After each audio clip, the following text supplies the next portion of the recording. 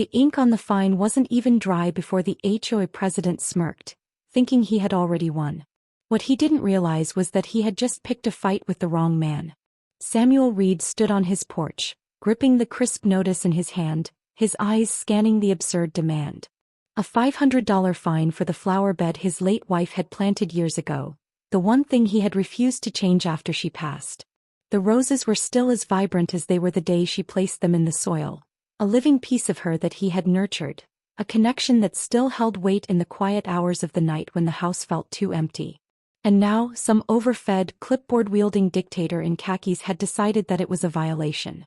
His jaw tightened as his gaze lifted toward the street, where a round man with a self-important strut was making his way up another neighbor's driveway, issuing more fines like he was the ruler of some suburban kingdom. Richard Langley, HOA president, enforcer of arbitrary rules that seemed to exist solely for his benefit. Samuel had seen men like him before, small minds with just enough power to make them dangerous.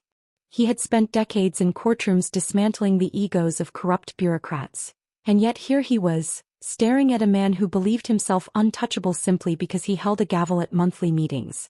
Samuel stepped off the porch, his steps deliberate, his grip tightening around the fine as he approached. "Excuse me," he called out, his voice level but firm. Mind explaining this? Richard barely spared him a glance before tapping his clipboard with an air of condescension. Unauthorized flower beds, page 12 of the HOA guidelines. Landscaping modifications require approval. Samuel raised a brow, tilting his head slightly as if he had misheard. Since when do flower beds require approval? Richard smirked, as if relishing the chance to educate someone he assumed was beneath him. Since always. It's standard practice. Got to keep the neighborhood uniform. You should have read the rules before moving in. Samuel let a small smile tug at the corner of his mouth. I did. And there's nothing about flower beds requiring pre-approval. Richard chuckled, a dry, smug sound. You a lawyer or something like that? Samuel replied evenly. Richard's expression flickered for a fraction of a second before his smirk returned. Look, rules are rules. You can pay the fine or file an appeal, but I wouldn't waste your time. He leaned in slightly, lowering his voice like he was revealing a great secret. I never lose. Samuel met his gaze, unflinching. Is that so? Richard's smirk widened. It is. Samuel nodded slowly, folding the fine neatly between his fingers before slipping it into his pocket. Good to know. That evening he poured himself a glass of bourbon and sat at his desk, flipping through the HOA bylaws he had printed before moving in. His instincts had been correct. There was no rule about flower beds requiring approval. But as he read further, something even more interesting emerged. The pattern of fines wasn't just strict enforcement, it was selective. His flower bed was an issue, yet Richard's overgrown hedges remained untouched. A neighbor's American flag was considered too large, while another home with an entire collection of lawn gnomes faced no consequences. A pattern of targeted enforcement, where certain residents were consistently fined while others, conveniently those in Richard's inner circle, seemed exempt. Samuel leaned back in his chair, a slow grin forming. It had been a while since he felt the pull of a real challenge. The next morning, Samuel made a stop at Richard's house, his sharp gaze sweeping over the property. Overgrown hedges, mismatched mailbox, and oil-stained driveway. Multiple violations. Morning, Samuel greeted, lifting his coffee cup. Richard, halfway into his golf cart, frowned. Something I can do for you? Reed thought I'd take your advice, Samuel replied, pulling out his phone. Read the rulebook. Seems like a few things are unevenly enforced. Richard's jaw tightened. What are you getting at? Just that your hedges are a foot too tall according to section 3.5. Your mailbox isn't HOA standard. And your driveway has an oil stain that, by your own rules, should have earned you a fine weeks ago. Strange how these things go unnoticed. Richard stiffened, his grip tightening on his clipboard. Are you threatening me? Not at all, Samuel said smoothly, taking a slow sip of his coffee. Just making an observation. Richard's smug expression wavered for the first time. You don't want to start a war you can't win. Samuel tilted his head slightly, amusement flickering in his eyes.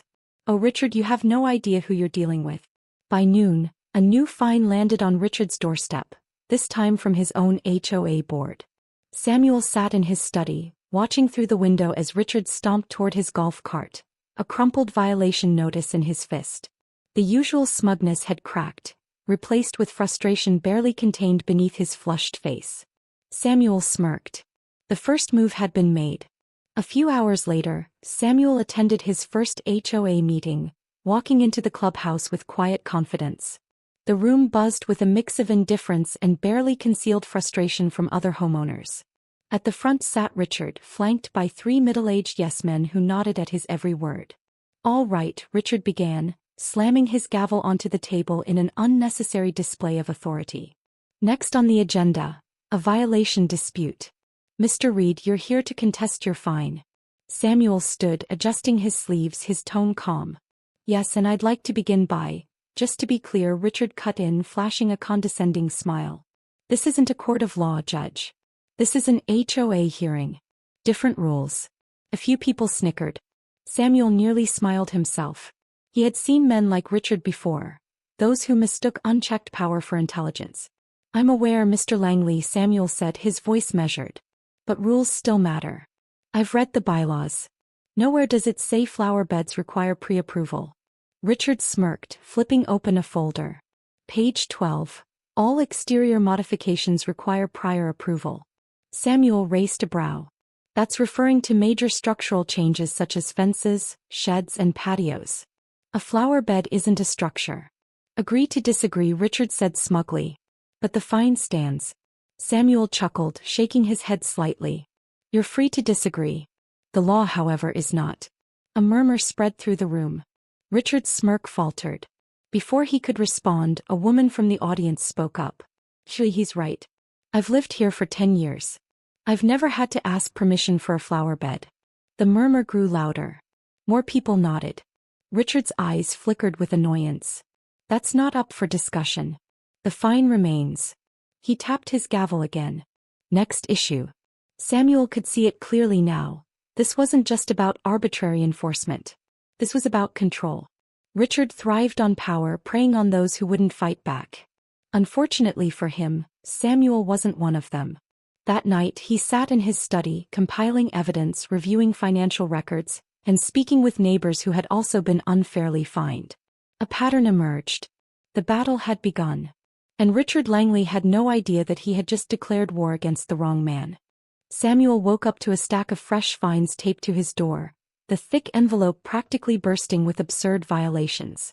One for his mailbox, another for his driveway, a third for his porch light, and 2 more for reasons so laughable he actually chuckled as he read them: a non-regulation bird feeder and an unauthorized garden chair. Richard had made his move. Samuel sat at his kitchen table, sipping his morning coffee as he flipped through the paperwork, a slow smirk tugging at his lips. The man was panicking. Desperation always led to mistakes, and Samuel thrived on those. Richard thought he could drown him in fines, bury him under paperwork, make him regret pushing back. But he didn't realize that Samuel had spent years dealing with men exactly like him, bullies with just enough authority to think they were untouchable. He had seen them in courtrooms, in boardrooms, in backdoor political deals where they assumed no one would challenge them. And he had taken them apart piece by piece. This was no different. If Richard wanted a war, Samuel was more than happy to give him one. He spent the morning documenting everything. He took photos of Richard's own violations: the overgrown hedges that had long since started encroaching onto the sidewalk, the mismatched mailbox that didn't comply with HOA regulations, the oil stains on his driveway that were supposedly an offense worthy of a fine when found on other properties but mysteriously overlooked when it came to Richard himself. Then he walked the neighborhood, speaking to homeowners who had similar grievances.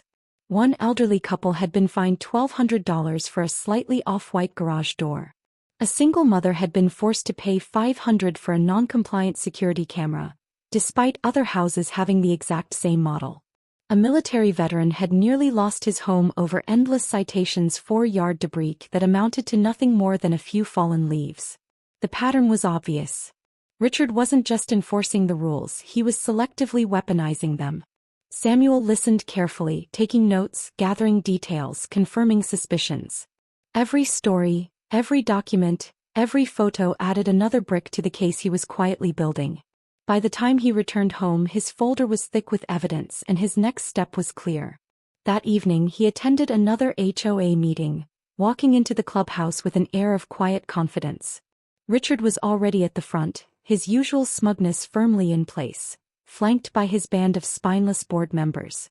The moment Samuel entered, the murmurs started. Homeowners who had once stayed silent were beginning to talk, their frustration bubbling just beneath the surface.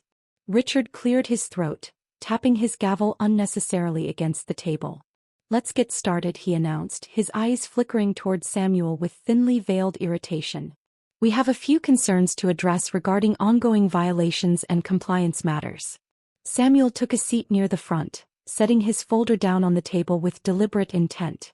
Richard leaned forward slightly, his voice laced with condescension. "Mr. Reed, I see you've been issued several citations for non-compliance. Do you have anything to say about these violations?"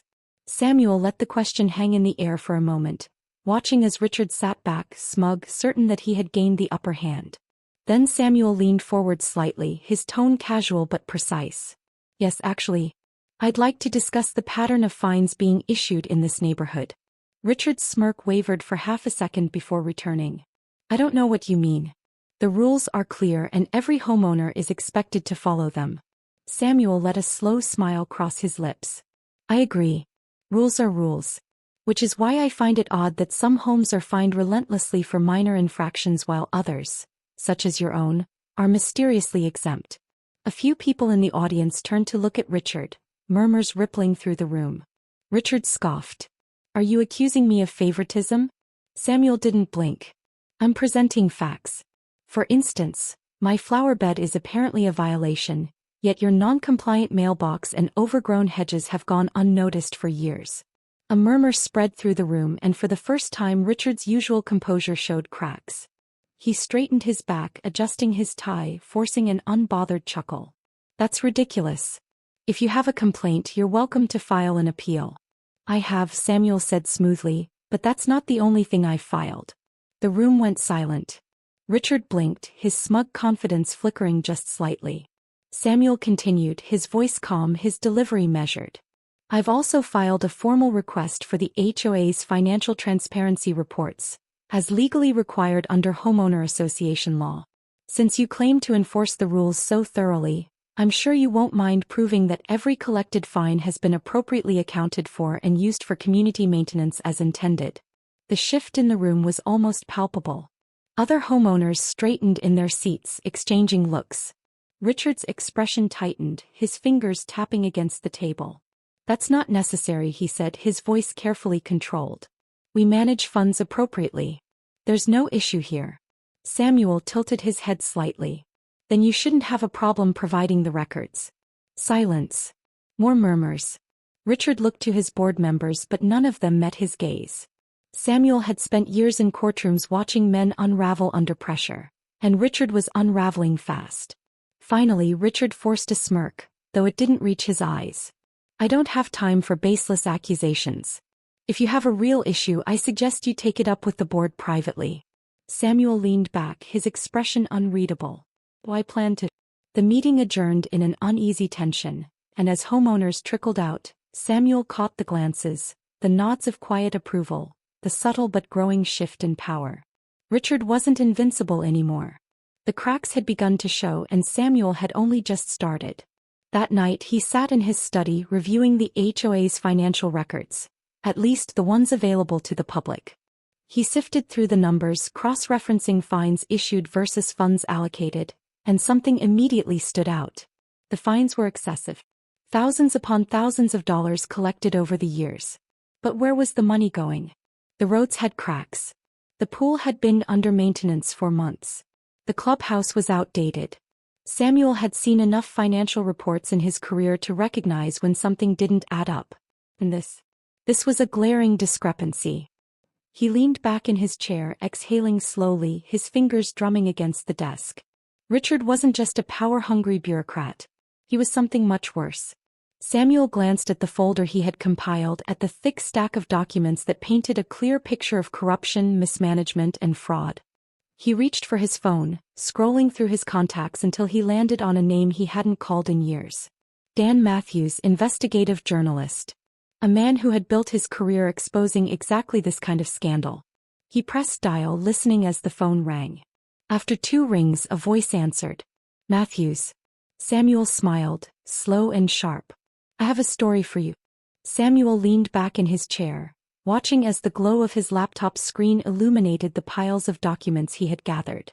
The deeper he dug, the clearer the picture became. Richard wasn't just using HOA fines as a form of control. He was stealing. Over 40% of the collected fines were unaccounted for, tens of thousands of dollars missing from the association's annual reports. It wasn't just mismanagement, it was outright embezzlement. The money that was supposed to go toward community improvements had instead vanished into thin air. Roads remained cracked, the pool had been closed for months, and yet Richard somehow had a brand new car parked in his driveway. Samuel had spent years prosecuting fraud cases, and this was as blatant as they came. The only thing left was to make sure Richard paid for it. He spent the next morning going door to door, quietly sharing what he had found. Homeowners who had once been indifferent now listened closely, their irritation shifting into anger. They had been forced to pay fine after fine while Richard lined his pockets with their money.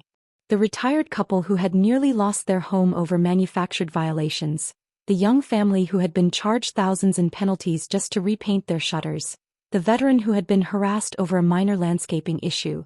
It wasn't just about the money. It was the principle. Richard had ruled over them like a king, and for years, no one had dared to challenge him. But now, with Samuel leading the charge, the tide was turning. By the time the next HOA meeting rolled around, word had spread like wildfire. It was standing room only in the clubhouse. Homeowners who had never attended before now eager to witness what was about to unfold. Richard strutted in as usual, but there was a tension in his posture, his usual smugness not as pronounced as it had been before. He could feel the shift in the air, but he still believed he had control. He tapped his gavel, clearing his throat, ready to bulldoze through the meeting as he always had. Before we begin, he started, I'd like to remind everyone that rules exist for a reason. Some of you have recently expressed concerns over fines, but the fact remains. Compliance is mandatory. There was a murmur of discontent, low but growing. Samuel stood, taking his time as he walked toward the front, a thick folder in his hands. Richard's eyes flickered toward him, irritation flashing across his face. Do you have something to add, Mr. Reed? Samuel nodded, flipping open the folder. Actually, yes. I've been looking into the financial records of this HOA, and I've come across something rather interesting.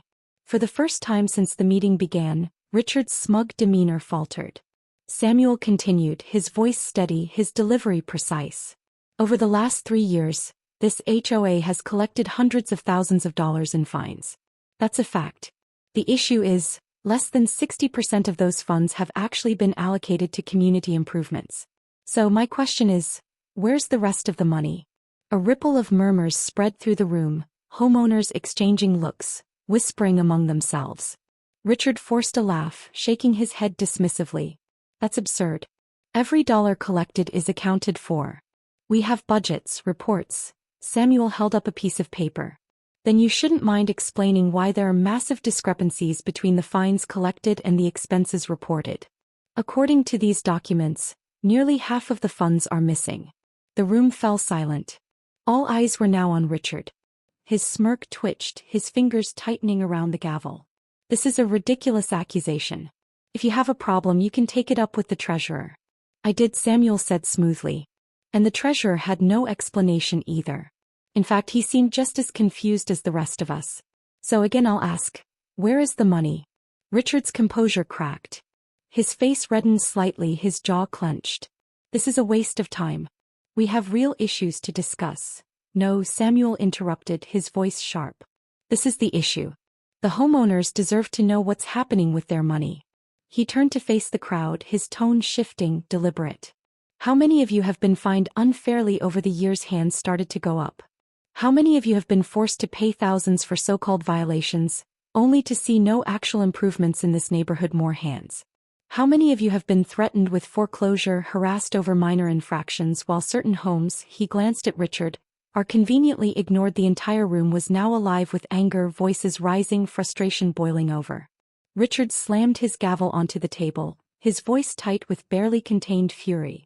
Enough. If you have evidence of wrongdoing, I suggest you take it to a lawyer instead of wasting our time with baseless accusations. Samuel smirked.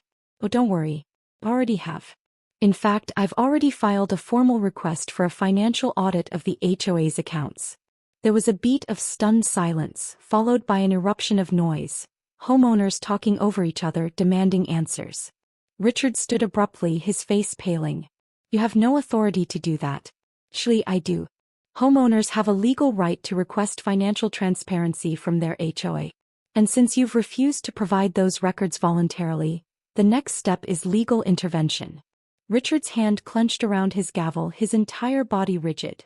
This is a witch hunt, he spat. A desperate attempt to undermine authority. Samuel's smile didn't waver. No, Richard. This is accountability. Something you seem to have a problem with. The meeting ended in chaos, homeowners demanding explanations, shouting over Richard's weak protests. The board members, sensing the inevitable, distanced themselves, suddenly eager to emphasize that they had no knowledge of financial mismanagement. Richard stormed out before the meeting officially concluded, his face a mask of barely contained rage. Samuel watched him go, knowing that the real battle had only just begun. That night, Samuel received a notification on his phone. His security camera had detected movement in his driveway. He opened the app, watching the grainy footage with narrowed eyes. The camera caught a figure moving under the cover of darkness, a spray can in hand, bending over his concrete driveway. When the figure straightened, the face was unmistakable. Richard. The next morning, a fine appeared in Samuel's mailbox. $1,000 for a cracked driveway. Samuel stared at the notice, then at the footage on his phone and let out a low chuckle. Richard was getting sloppy. By the time the sun rose the next day, the footage had already been sent to his journalist contact, to the legal team reviewing the HOA's finances, and most importantly to the local authorities. The storm was coming, and Richard Langley was about to learn the hard way that Samuel wasn't just another homeowner he could push around. He was a man who had spent his entire career dismantling corruption, and he had no intention of stopping now. Samuel sat on his porch, sipping his coffee as he watched Richard Langley's world begin to crumble. The fallout from last night's HOA meeting had spread through the neighborhood like wildfire. Homeowners who had once been indifferent were now furious, their anger fueling conversations at every doorstep and across every backyard fence. Calls had been made, complaints had been filed, and by mid-morning, the HOA board found itself drowning in a flood of legal scrutiny. Samuel had seen it happen before. The slow unraveling of a man who thought he was untouchable. The first cracks had already formed, and now, all that was left was to watch Richard collapse under the weight of his own arrogance. The moment came faster than expected. A black SUV pulled up in front of Richard's house, and a man in a dark suit stepped out, his presence exuding the unmistakable air of authority. A state auditor sent to investigate the missing HOA funds. Samuel had filed the request under homeowner rights. And with the financial records already looking questionable, the agency had wasted no time launching a formal investigation. Richard, of course, tried to play it cool, greeting the auditor with his usual smug confidence. But even from a distance, Samuel could see the tension in his posture, the twitch of his fingers as he gestured toward his front door. It was only a matter of time before the inevitable happened. And then right on cue the police arrived. 2 uniformed officers stepped out of their cruiser, their expressions unreadable as they approached Richard's house. The sight of them sent a ripple through the neighborhood. Curtains twitched, doors opened, and a growing audience gathered on the sidewalks. Richard was still trying to maintain control, arms crossed as he spoke to the officers in a low, clipped tone. But then one of them gestured toward the clipboard in his hands, and Richard's expression changed. It was the moment he realized this wasn't a misunderstanding. This wasn't something he could talk his way out of. This was real. The officer flipped to the next page, speaking calmly as he presented the evidence. Bank statements, falsified budget reports, homeowner complaints. It was all there. And then, just as Samuel had anticipated, the officer pulled out a printed still from the security footage. Richard's spray painting the cracks onto Samuel's driveway. That was the final straw. The shift in Richard's demeanor was immediate. His shoulders tensed, his face paled, and for the first time in years, the man who had ruled this neighborhood with an iron fist looked genuinely afraid. Samuel stood from his chair, casually making his way to the sidewalk just as the officer turned Richard around and placed the cuffs on his wrists. The gasp from the gathered crowd was almost comical, but the cheers that followed were entirely genuine. Richard stammered, trying to argue, to threaten, but it was over.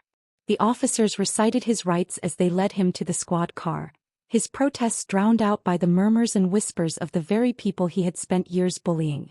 Samuel stopped a few feet away, watching as Richard was shoved into the back seat, his face a mask of disbelief.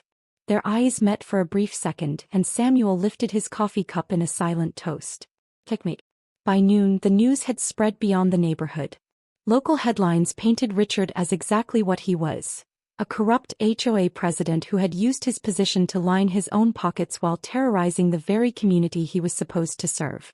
Homeowners gathered in groups, sharing stories, laughing at the absurdity of how it had all unraveled. Some were already talking about refunds, demanding back the money they had been forced to pay in fraudulent fines. The board, now leaderless, scrambled to distance themselves from Richard, each member pretending they had no knowledge of his actions. But Samuel wasn't done. At the emergency HOA meeting later that evening, the room was packed. Homeowners who had never bothered attending before now sat in the front row, eager to witness the final steps in dismantling the corrupt regime that had controlled their lives for years. The remaining board members, clearly shaken, fumbled through the agenda, trying to maintain some semblance of order. But Samuel didn't let them. He stood, once again holding the folder of evidence in his hands, and addressed the room with a calm authority that left no room for argument. The funds are missing. The fines were fraudulent. The bylaws have been manipulated for personal gain. This board has failed to serve this community. Therefore, I propose a vote: dissolve the HOA. Silence fell over the room. The board members paled. Richard's former allies, who had once nodded obediently at every ridiculous rule he enforced, now looked at one another in quiet horror. They knew they had no defense. A woman in the front row stood. "I second that vote." Then another. Then another. Within minutes, the decision was made. The HOA was officially dismantled, its power stripped away, its ridiculous regulations reduced to nothing more than memories of a dictatorship that had finally fallen. The homeowners took back control of their neighborhood, forming a small, reasonable council to handle basic community matters without the tyranny that had once defined their daily lives. The relief was palpable. Days passed, then weeks. The news of Richard's downfall continued to spread, his arrest making headlines, his financial misdeeds coming to light in court documents. He took a plea deal, 3 years in prison in exchange for a full confession and restitution to the homeowners he had stolen from. His assets were seized, his bank accounts drained, every last cent used to pay back the very people he had spent years exploiting. Samuel didn't bother attending the trial. He didn't need to. The battle had already been won. One afternoon, as he tended to his freshly restored flower bed, a familiar voice called out, "Hey, Judge." He turned to see his neighbor Tom strolling up the driveway, shaking his head with amusement. "You hear the latest?" Tom asked, crossing his arms. "Some folks from another HOA a few miles from here reached out. They want to know if you'd be willing to help them take down their corrupt board." Samuel chuckled, dusting off his hands as he straightened. "Guess I've got a reputation now." Tom smirked. "So you and—" Samuel thought for a moment, glancing back at his flower bed, his house, the peaceful street he had fought so hard to protect. He had moved here for quiet. For peace. But maybe peace wasn't meant to be boring. He picked up his coffee, taking a slow sip before turning back to Tom with a knowing smile. "Tell them," he said, "I'll take a look at their case. What was your favorite moment in the story? Which part had you hooked the most? If you were in Samuel's position, how would you have handled the HOA's corruption? Would you have fought back or just paid the fines? What do you think was Richard's biggest mistake? At what point do you think he realized he had lost? Have you ever dealt with a power-hungry HOA or an unfair authority figure? How did you handle it? Which twist in the story surprised you the most? Did you see Richard's downfall coming? If you could change anything about the story, what would it be? Would you have liked an even bigger punishment for Richard? Do you think HOA boards should have this much power over homeowners? Or should neighborhoods be self-managed?